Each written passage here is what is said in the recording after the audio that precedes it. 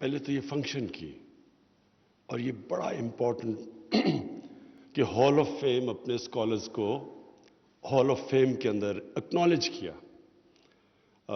اور میں سمجھتا ہوں کہ یہ ایک جو میں اپنا نیا پاکستان سوچتا ہوں نا، تو اس میں یہ بہت بڑا قدم ہے اس ڈائریکشن کی طرف.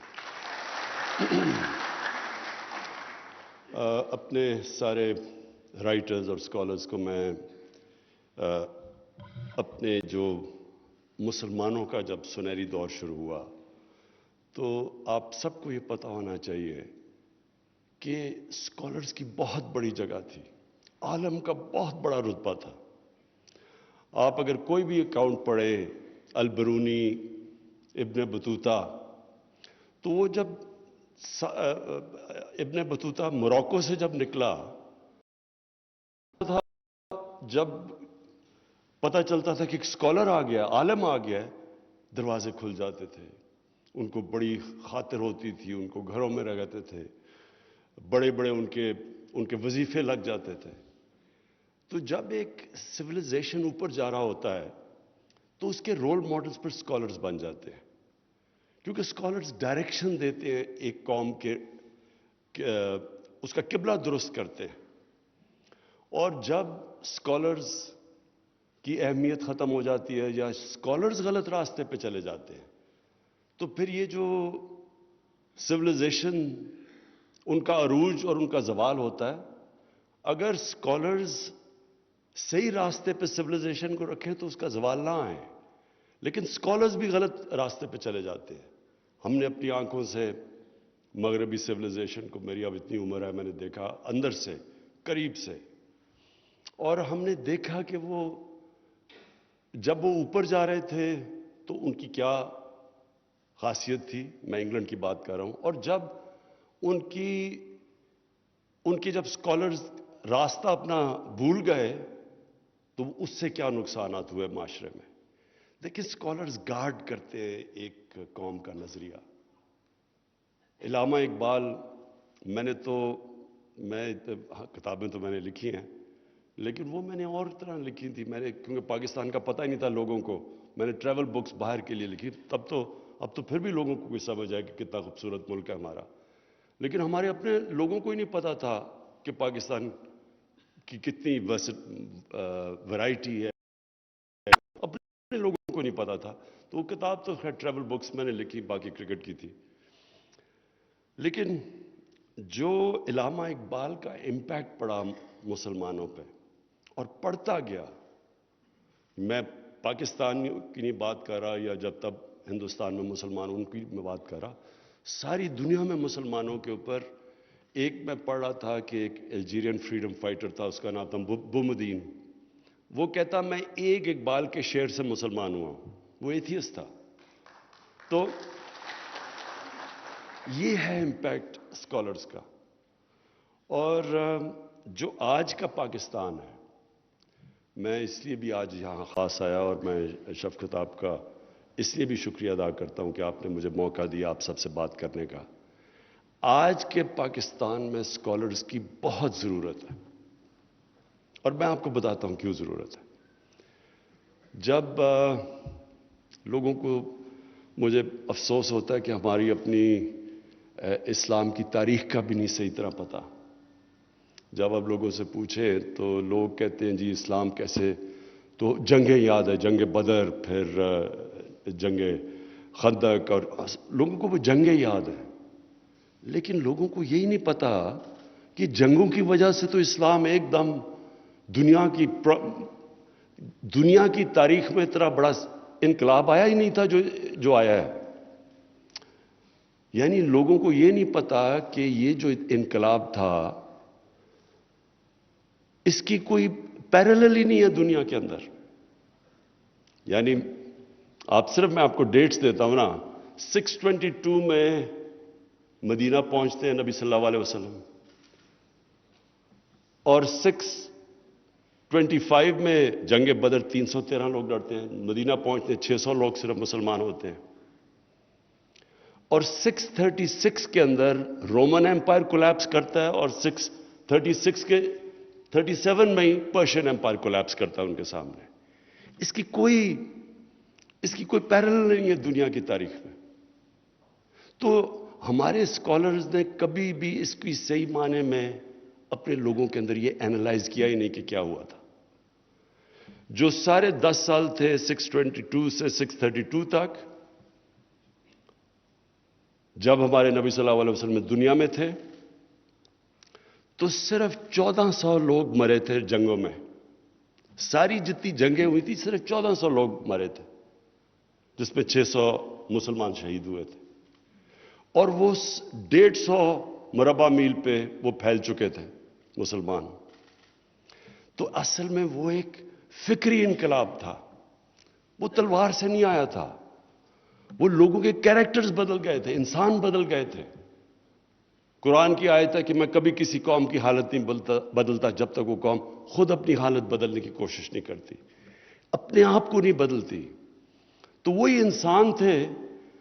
वो जिस तरह मौलाना रूमी की एक वर्स है कि जब अल्लाह ने तुम्हें पर दिए हैं तो तुम क्यों चूंटियों की तरह जमीन पर रेंग रहे हो। तो पर दे दिए उन्होंने, कैरेक्टर बदल दिए, आजाद कर दिया इंसानों को। अशरफुल मखलूकात का असल पोटेंशियल निकलाया। पता चला कि इंसान में अल्लाह ने कितनी ताकत दी है। कि जब फरिश्तों को कहा था उसके सामने झुको, तो जब शैतान ने कहा कि मैं नहीं झुकता, तो अल्लाह ने कहा तुम्हें भी नहीं पता कि मैंने इसको क्या क्या ताकत दी है। इल्म, तालीम, इल्म, ताकत इल्म से आती है। तो वो जो इनकलाब आया था, वो इसलिए जरूरी है हमें अपनी यंगर जनरेशन को बताना, क्योंकि इस वक्त हमारी यंगर जनरेशन के ऊपर जिस तरह का सोशल मीडिया और मीडिया की वजह से जो प्रेशर्स अब है, जिस तरह का जलगार है, इंसानी तारीख में कभी बच्चों और यूथ के ऊपर ऐसा नहीं था। आज एक बच्चे के पास मोबाइल फोन के ऊपर वो कंटेंट है जिसमें ज्यादातर पॉजिटिव भी है, नॉलेज भी है, इंफॉर्मेशन भी है, लेकिन वो दूसरा कंटेंट है, एक्स रेटेड कंटेंट, जो इंसानी तारीख में बच्चे ने कभी फेस नहीं किया। इसलिए इस मुल्क में हमारे स्कॉलर्स की, हमारे फिल्म टीवी प्रोड्यूसर्स की बहुत ज्यादा आपकी जिम्मेदारी है अपनी यंगर जनरेशन के लिए को, अगर हमने उनको सही डायरेक्शन पर रखना है। देखिए, आप मीडिया को तो बंद नहीं कर सकते, सोशल मीडिया रियलिटी है, कुछ भी नहीं आप कर सकते। आप कई दफा मुझे आता है कि जी यूट्यूब के ऊपर या किसी के ऊपर या टिकटॉक के ऊपर ये कंटेंट आया, मैं उनको पीटीए को टेलीफोन करता हूं, वो ब्लॉक कर देते हैं साइट, अगले दिन कोई और निकलाती है। ये बहुत एक दुनिया इससे अभी कोप कर रही है। जो सोशल मीडिया एक नई चीज आई है और ये हमें पता ही नहीं कितनी तेजी से आगे बढ़ रही है। तो हम रोक तो वो सकते नहीं हैं, लेकिन हम अपने बच्चों को उनकी तरबियत कर सकते हैं, उनको हम हथियार दे सकते हैं कि ये जो जिस तरह का अब उनको कंटेंट अवेलेबल है, इससे कैसे उन्होंने डील करना है। तो मुझे पता है कि माँ बाप उनके ऊपर किस तरह कई दफा परेशान होते हैं, जो जिस तरह बच्चे अपने मोबाइल फोन की तरफ से जो उनको चीजें अब एक्सेस हैं। तो इसलिए मेरा जो अपने मुल्क के ओपिनियन, क्योंकि स्कॉलर्स ओपिनियन मेकर्स होते हैं, और स्कॉलर्स, फिर से मैं रिपीट करता हूं, मुल्क की डायरेक्शन को प्रोटेक्ट करते हैं, आपके नजरिए को प्रोटेक्ट करते हैं, अच्छे बुरे की तमीज देते हैं। हम इस वक्त जो हमारा सबसे बड़ा क्राइसिस है, हमारी जो मोरालिटी, जो एथिक्स है, वो बड़ी बुरी तरह नीचे गिरे हैं। जो करप्शन है ना, सारे मुझे कहते जी आप क्यों ये इनके पीछे करप्शन पड़े रहते हैं, इन दो बड़े खानदानों के पीछे। मेरी उनसे कोई जाती लड़ाई, बल्कि मेरी तो दोस्तियां होती थी उनसे। असल में जब नबी सल्लल्लाहु अलैहि वसल्लम ने इनकलाब लेके आए, ये जो फिक्री इनकलाब आया था, तो वो उसका बेस पहले था मोरालिटी के ऊपर। अच्छाई को उठाओ और बुराई को कंडेम करो, ये है बेसिस एक सिविलाइजेशन का। जिस सिविलाइजेशन की मोरालिटी चली जाती है, मौलाना रूमी से किसी ने पूछा कौम कैसे मरती है, मौलाना रूमी ने दो दरख्तों की मिसाल दी, एक बड़ा खुशबूदार और खूबसूरत दरख्त और दूसरा بدصورت درخت. یعنی انہوں نے کہا جب ان دو درختوں کے اندر ڈفرینشیٹ کرنا ختم کرتی ہے قوم مر جاتی ہے. جب ایک قوم اچھے برے کی تمیز ختم کرتی ہے قوم مر جاتی ہے. جب قوم برائی کو ایکسپٹ کر جاتی ہے قوم مر جاتی ہے.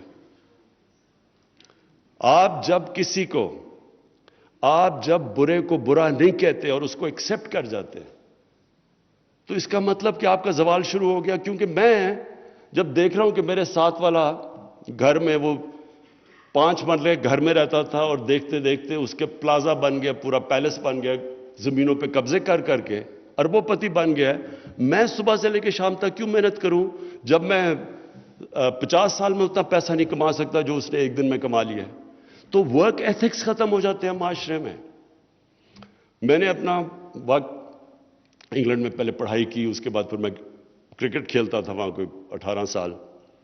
تو میں آپ کو یہ صرف بتا سکتا ہوں کہ وہاں کا اور ہماری جو موریلٹی ہے, جو ایتھکس ہے, زمین آسمان کا فرق ہے. ان کی جو پارلیمنٹ ہے وہ چلتی کیسے ہے؟ وہاں کیوں نہیں کوئی پیسے چلتے جس طرح ہمارے سینٹ کے اوپر لوگ بکتے ہیں؟ وہاں کیوں نہیں ہوتا؟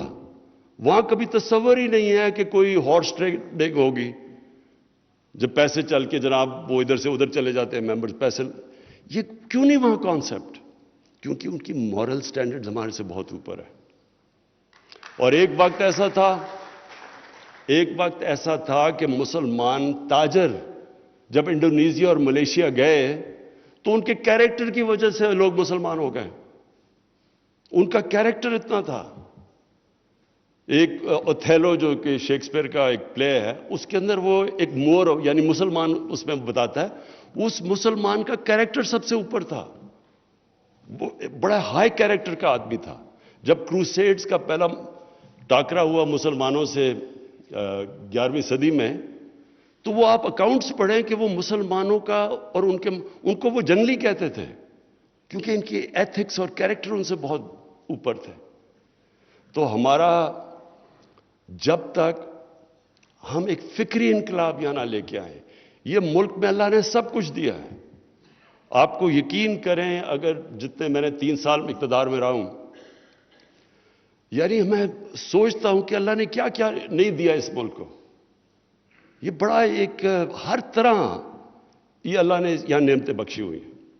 لیکن جب تک ایک ملک کے اندر مورل سٹینڈرڈز نہیں آتے, ایک قوم کی موریلٹی اوپر نہیں جاتی, جو کہ مدینہ کی ریاست میں پہلے گئی تھی. پہلے پیسہ نہیں آیا تھا, پہلے انہوں نے ان کی اخلاقیات اوپر لے کے گئے تھے, ایتھکس. پہلے ایک ذہنی جس طرح میں کہتا ہوں ایک فکری انقلاب آیا تھا, پھر تبدیلی آئی تھی. تو ہمیں ضرورت یہ ہے اپنے اسکالر سے کہ 2 طرح کے ہمارے چیلنجز ہیں. ایک چیلنج یہ ہے کہ ہم کرپشن کو ایکسیپٹ کر بیٹھے.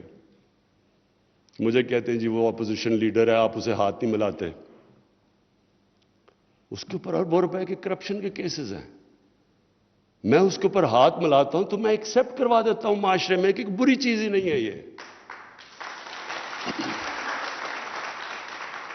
آپ انگلینڈ میں آپ کو بتاؤں, انگلینڈ کے اندر کبھی کسی ایک پولیٹیشین کے اوپر صرف الزام لگ جائے نا کہ اس نے پبلک کا پیسہ چوری کیا, کوئی اس کو اینکر ٹی وی پہ بٹھا دے, مجال ہے کہ پارلیمنٹ میں وہ گھس سکے, جب تک وہ اپنے آپ کو کلیئر نہیں کرتا.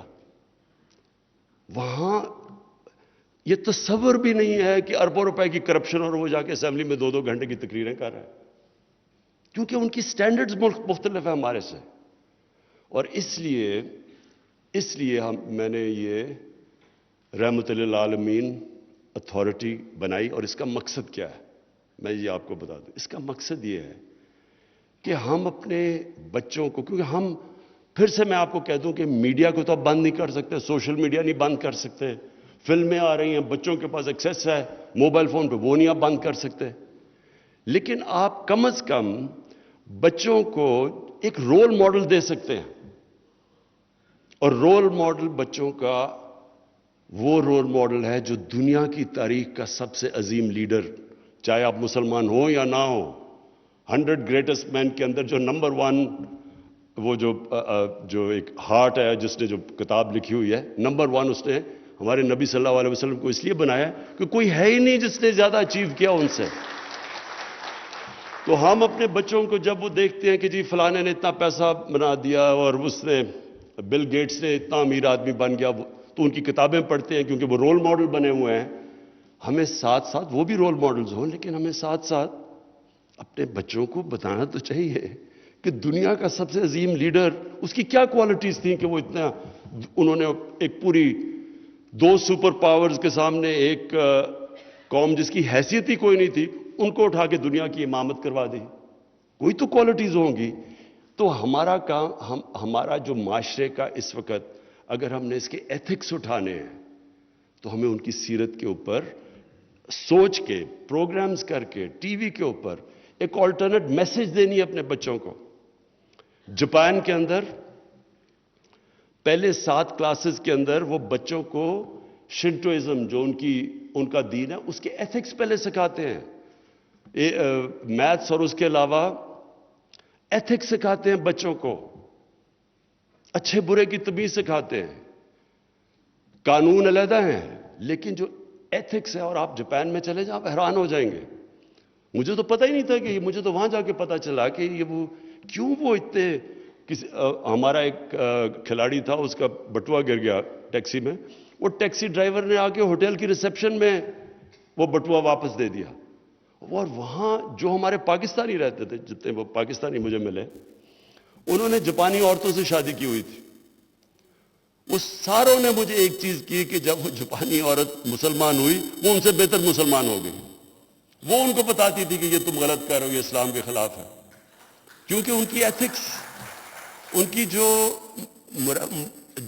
موریلٹی کے لیولز ہیں وہ بہت اوپر ہے.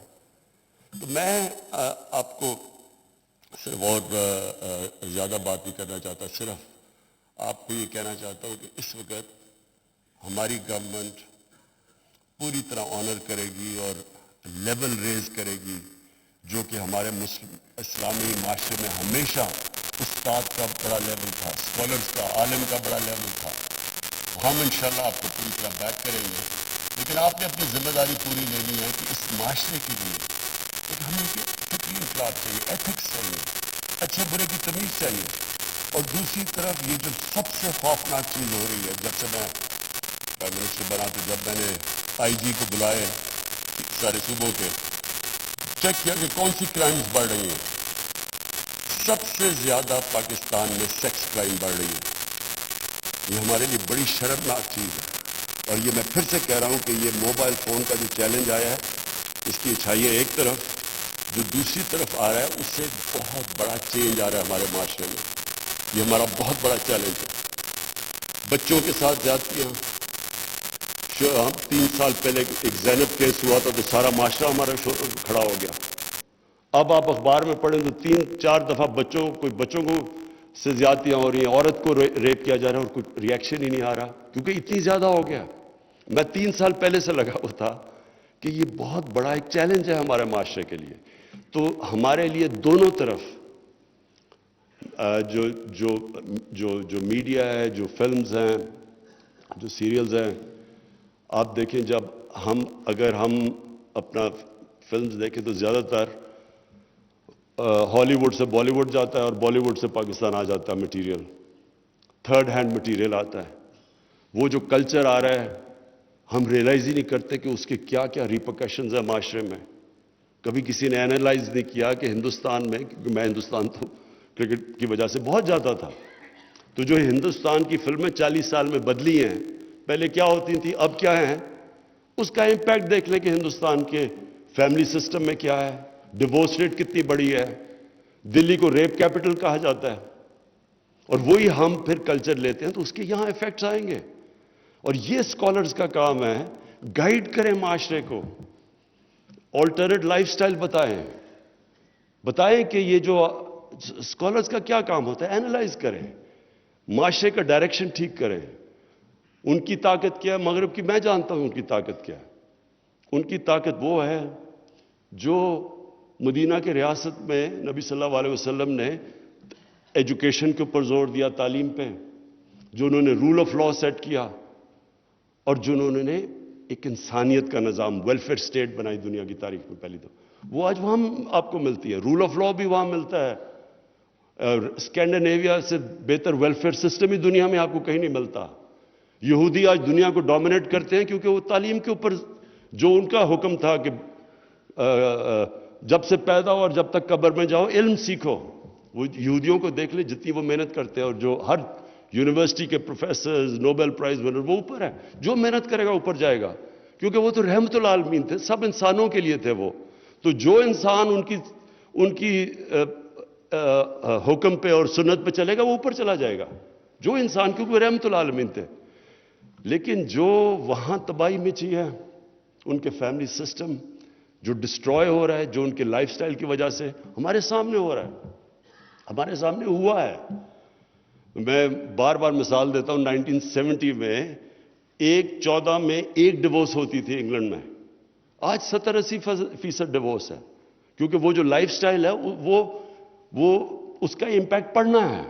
تو ہمارے لیے ضروری ہے، اسکالرز کے لیے، کہ اپنے معاشرے کو گائیڈ کریں آپ۔